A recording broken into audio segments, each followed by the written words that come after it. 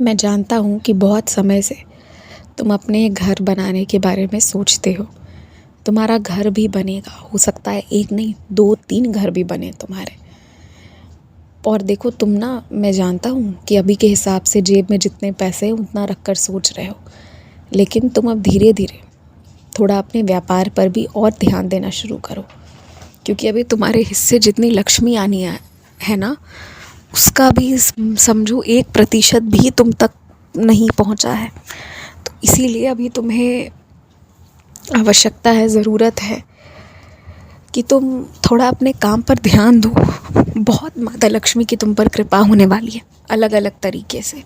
अभी तो कुछ भी नहीं मिला है तुम्हें। तुम एक मकान के बारे में सोचते हो सकता है 3-4 भी हों। ध्यान रखना इस बात का। इसीलिए मन लगाकर अपना काम करो, 1 मिनट के लिए भी नकारात्मक मत हो। नौकरियां जा रही हैं, बाज़ार में नौकरी कम है, कौन नौकरी देगा, ये सब मत सोचो, क्योंकि तुम मालिक बनोगे और तुम नौकरियां दोगे। तुम यही मन में रख कर चलो। किसी से कोई तुलना नहीं, किसी के लिए कोई मन में घृणा नहीं, कोई नफ़रत नहीं, कुछ नहीं। अपने मन को एकदम साफ़ करो, खाली करो, मेरा नाम लो, मेरा ध्यान करो, मुझे अपने आँखों के सामने देखो, मेरा स्मरण करो और फिर स्थिर से आराम से सो जाना। कोई भी वैसे लोग जो कुछ ऐसी शक्तियों के बारे में तुम्हें ज़िक्र करते हैं जो आम बात नहीं है, इन लोगों की बातें सुना करो, इनसे बोला कम करो, बताया कम करो, इनकी सुना ज़्यादा करो।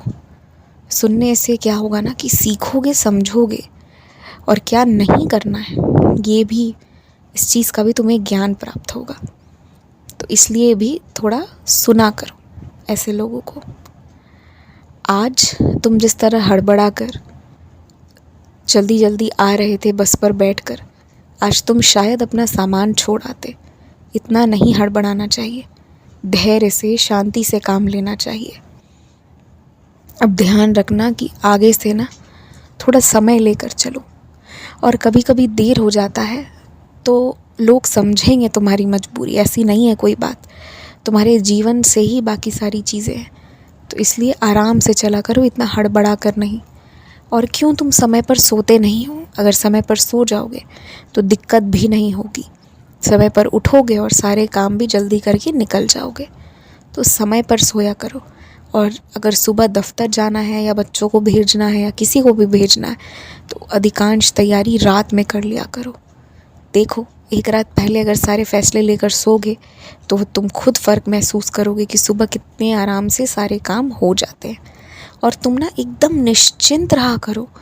मैंने तुम्हारे आंसू देखे हैं और मुझे दिखता है कितनी घबराहट है तुम्हारे अंदर, कितनी परेशानी है तुम्हारे अंदर। तुम एकदम निश्चिंत रहा करो। तुम मेरे कोई पाठ करो ना करो, पर तुम मुझे जितना मानते हो, प्रेम करते हो ना, मैं कभी तुम्हें नहीं छोड़ सकता। और तुम्हें जीवन में पीछे मुड़कर अब कभी नहीं देखना पड़ेगा। तुम चाहोगे भी ना तो भी नहीं, अब तुम आगे ही बढ़ोगे।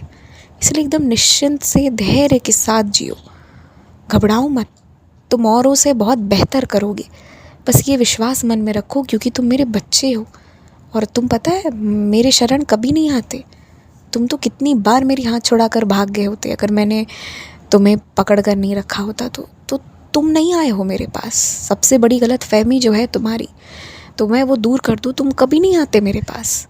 मैं तुम्हें लेकर आया हूँ और मैंने तुम्हें जगह अपने हृदय में दी है, तो तुम सबसे आगे निकलोगे। इसलिए घबराओ मत। जो जो कर रहा है, जैसे कर रहा है, करने दो। जो ज़्यादा दौड़ रहा है और जो बैठा है, किसी से मत घबराओ। तुम बहुत अच्छा करोगे, जीवन में सफल बनोगे। जो तुम्हारी परिभाषा है सफलता की, वो तुम्हें मिलेगी। आयुष्मान भव।